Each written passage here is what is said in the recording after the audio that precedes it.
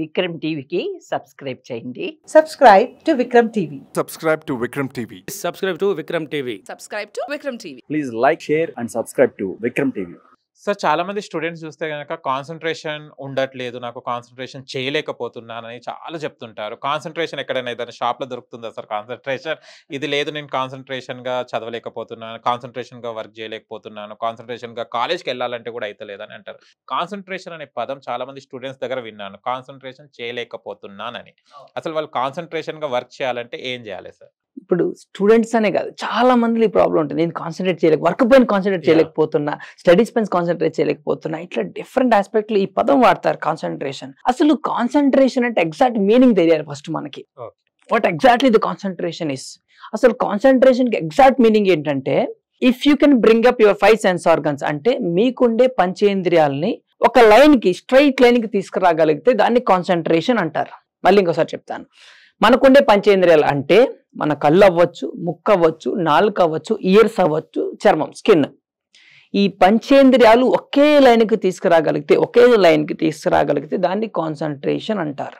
మీకు ఒక ఎగ్జాంపుల్ చెప్తాను ఇక్కడ. ఇప్పుడు మనం ఒక మూవీ చూస్తున్నాం, ట్రిపుల్ ఆర్ మూవీ చూసారా మీరు? ట్రిపుల్ ఆర్ మూవీలో ఒక సీన్ ఉంటుంది.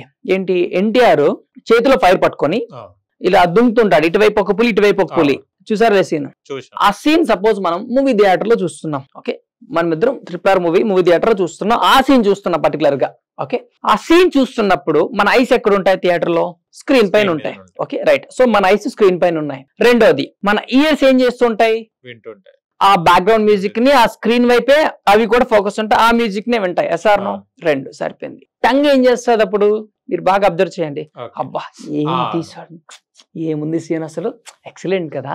ఒకవేళ పక్కన వాడు వేరే విషయం, అరే గమనుండ్రా నువ్వు, సీన్ అవుతుందంట. SR no? అంటే టంగ్ ఏం చెప్తుంది? అటువైపే ఫోకస్, అటువైపే కాన్సన్ట్రేట్, ఆ స్క్రీన్ వైపు అని చెప్తుంది. సో టంగ్ మాట్లాడినా సీన్ గురించి, ఆ స్క్రీన్ గురించి మాట్లాడుతుంది, ఆ సీన్ గురించే మాట్లాడుతుంది. Yes or? Okay, tongue is focusing there. And ఇక్కడ నోస్ కూడా ఫోకస్ చేస్తారు. సపోజ్ ఆ సీన్ లో అనుకోకుండా ఎవరో ఎన్టీఆర్ ని గన్ తో షూట్ చేశారు. ఒక బుల్లెట్ ఇక్కడ వచ్చి తగిలింది, వెంటనే ఇలా పడిపోయాడు అనుకుందాం ఎన్టీఆర్. అయితే లక్కీగా మళ్ళీ ఎన్టీఆర్ లేచిపోయాడు, ఎందుకంటే బుల్లెట్ అక్కడ తగలేదు, కింద లోపల ఏదో ఉంది, దానికి తగిలింది. అమ్మయ్యా. సో అప్పటి వరకు ఆ సస్పెన్స్ ఉన్నప్పుడు నోస్ ఫ్రీ, బ్రీతింగ్ అన్ఈవెన్ గా జరుగుతుంది. ఆ సీన్ రిలాక్స్ అవగానే బ్రీతింగ్ ఏమవుతుంది? అమ్మయ్య బతికాడు ఎన్టీఆర్ లోపల. సో బ్రీతింగ్ కూడా రిలాక్స్ అయిపోతుంది. అండ్ ఆ సీన్ అయినంత వరకు మన బ్రీతింగ్ కూడా ఫాస్ట్ గా ఆడుతూ ఉంటుంది, ఎందుకంటే అది fight scene, suspense scene. Yes or no? అంటే నోస్ కూడా దానిపైన ఫోకస్ చేస్తుంది. అండ్ లాస్ట్ వన్, ఆ సీన్ చూసి అందరికి గూస్ బంప్స్ వచ్చాయి, అంటే స్కిన్ రియాక్ట్ అవుతుంది. అంటే ఈ పంచేంద్రియాలు చూసారా, ఒకే ఒక ఆబ్జెక్ట్ పైన ఉన్నాయి ఫోకసింగ్, దేనిపైన అంటే ఆ సీన్ పైన, అవన్నీ కూడా స్క్రీన్ పైన ఫోకస్ చేస్తున్నాయి. సో దాన్ని కాన్సన్ట్రేషన్ అంటే. కాన్సన్ట్రేషన్ గా సీన్ చూసాం కాబట్టి ఇప్పటికీ కూడా మన కళ్ళ ముందు ఉన్నట్టుంది. అయితే ఇప్పుడు నా క్వశ్చన్ ఏంటంటే, ఇప్పుడు ఆ స్టూడెంట్ అంటున్నారు కదా, నేను కాన్సన్ట్రేట్ చేయలేకపోతున్నాను సార్ అని అంటే, ఇప్పుడు ఒక టీచర్ క్లాస్ చెప్తున్నప్పుడు వాడి కళ్ళు ఏం చేస్తున్నాయి? పక్కన ఫ్రెండ్ ఎవరు జోకి చేస్తారు, లేకపోతే క్లాస్ లో క్లాస్ అవుతూ ఉంటది, కిటికీలో నుంచి అది వెళ్ళిపోతుంటారు, ఈ కళ్ళు ఏం చేస్తాయి? ఎవరు వెళ్తున్నారు? డైవర్షన్ అయిపోయింది. నోస్ ఎవరో ఒక బాక్స్ ఓపెన్ చేస్తారు, లంచ్ బాక్స్, డైవర్షన్ అయిపోయింది. టంగ్ ఇది ఊరికే ఉండదు తెలుసు, జోకులు వేసుకునే ఉంటారు అక్కడ, టీచర్ వెనక్తారు కానీ తక్కువ మంది జోక్ వేస్తారు. SR no? స్కిన్ గిలుతూ ఉంటాడు, గిచ్చుతూ ఉంటాడు, ఇంకేం పక్కన ఉన్నవాడు టచ్ చేస్తూ ఉంటాడు, ఇంకా అది డైవర్షన్. క్లాస్ చెప్తున్నప్పుడు అదే స్టూడెంట్ నిజంగా కాన్సన్ట్రేట్ చేయాలి, కాన్సన్ట్రేషన్ వర్క్ అవ్వాలంటే ఇందాక ఈ 5 సెన్స్ ఆర్గన్స్ టెక్నిక్. కూర్చొనే విధానం ఫస్ట్ రైట్ ఉండాలి, కళ్ళు బోర్డు పైకి ఉండాలి. ఓకే, చేతిలో బుక్ పట్టుకోవాలి, ఇంకో చేతిలో పెన్ను పట్టుకోవాలి.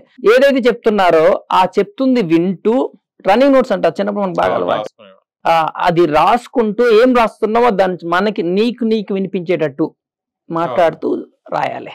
ఇప్పుడు ఏం చేస్తున్నాయి అంటే 5 సెన్సర్, కళ్ళు అక్కడే ఉన్నాయి, నోస్ డైవర్షన్ లేదు, రాస్తుంది, స్కిన్ టచ్, పెన్ టచ్ చేసి రాస్తుంది, అండ్ చదువుతున్నావు అదే రాస్తుంది, వింటున్నావు. అలా కాన్సన్ట్రేట్ రన్నింగ్ నోట్స్ రాస్తూ క్లాస్ వింటూ ఉంటే కాన్సన్ట్రేటెడ్ గా సబ్జెక్ట్ వెళ్ళిపోద్దు లోపలికి.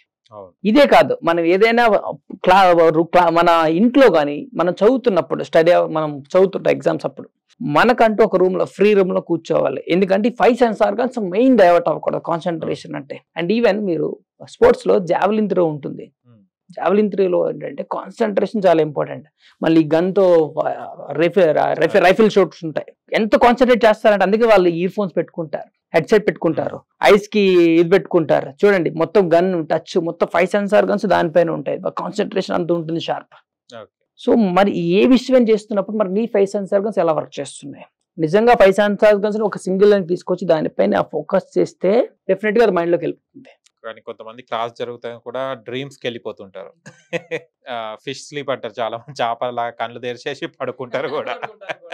వాళ్ళ తర్వాత చూస్తే నేను కాన్సన్ట్రేషన్ చేయలేను రా, ఈ సబ్జెక్ట్ బోర్ కొడుతుందిరా అని కూడా చెప్పేస్తుంటారు. సో ఇవి ఏమవుతుందంటే దీని కంటిన్యూషన్ ప్రాసెస్ మీరు అన్నట్టుగానే ఎందుకు వాడు అలా వెళ్ళిపోతాడంటే మనకి 3 మైండ్స్ రన్ అవుతాయి, conscious, sub conscious, unconscious. Conscious అంటే మన ప్రెజెన్స్ లో జరుగుతుంది కాన్షియస్.